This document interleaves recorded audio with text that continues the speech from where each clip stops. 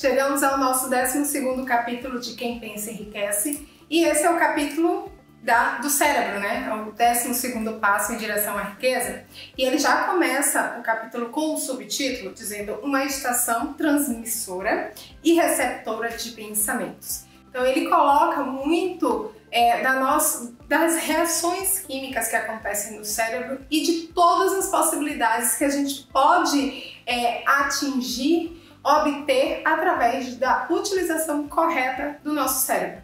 A gente sabe que a gente, naquela época não tinha tantos estudos, hoje tem bem mais estudos e ainda assim se conhece muito pouco sobre esse emaranhado de conexões, né, que é o nosso cérebro, que vários neurônios, várias ligações neurais que trazem coisas, que conseguem transformar coisas, e é sobre isso que ele fala nesse capítulo.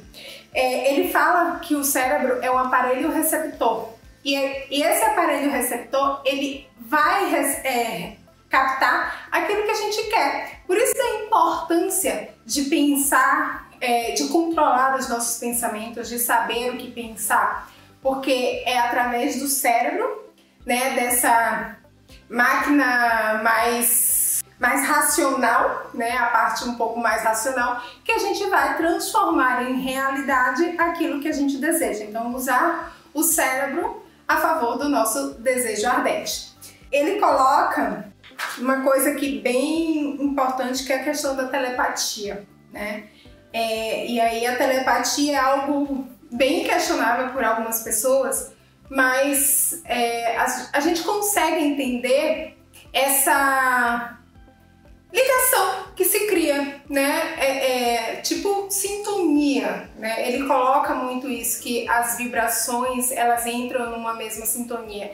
Então, quantas vezes você tem uma ligação forte com uma pessoa e essa pessoa consegue captar alguns dos seus pensamentos, alguns dos seus desejos, você pensa na pessoa, a pessoa liga. Então, isso é a telepatia da forma como ele coloca, e obviamente que não é só em relação a isso. Então você vai usar a telepatia não apenas com pessoas, mas com o seu desejo ardente. Essa é a situação que ele diz para você usar o seu cérebro dessa maneira.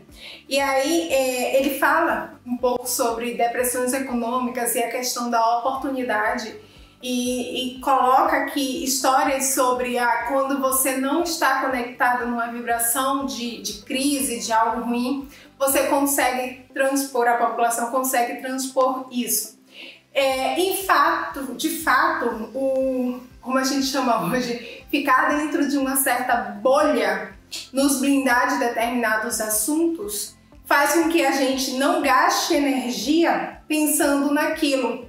Né? Obviamente que não é para ignorar todos os problemas do mundo, não é para viver a vida como se estivesse ali dentro daquela bolha e esquece-se o resto. Não, mas se você, dentro da sua bolha, né, digamos assim, você seleciona o que você vai captar, o que você vai trazer para si, o que você vai alimentar, sim, vai ser algo que vai te proporcionar melhores resultados. Você vive numa bolha? Comenta aqui se você tem aquela bolha que não deixa ultrapassar determinados assuntos. Eu tenho a minha bolha, né? Determinados assuntos eu prefiro evitar dentro da minha bolha. Não quer dizer que eu viva numa realidade falsa, numa realidade alternativa. Não, eu tenho a consciência do que está acontecendo, mas eu não permito que o externo atinja o meu objetivo, o meu desejo ardente, o meu foco. Eu, dentro da minha realidade, dentro da realidade possível, dentro da sociedade, eu venho e trago as ferramentas que eu preciso para alimentar aquilo. E assim eu trabalho bem o meu cérebro, assim eu trago para ele os elementos que ele precisa, e para mim, obviamente, para realizar aquilo que eu preciso e realizar o meu desejo ardente. E é dessa forma que você deve entender essa situação e utilizar toda essa conexão, todas essas conexões para você realizar o seu desejo ardente. Te vejo no próximo vídeo.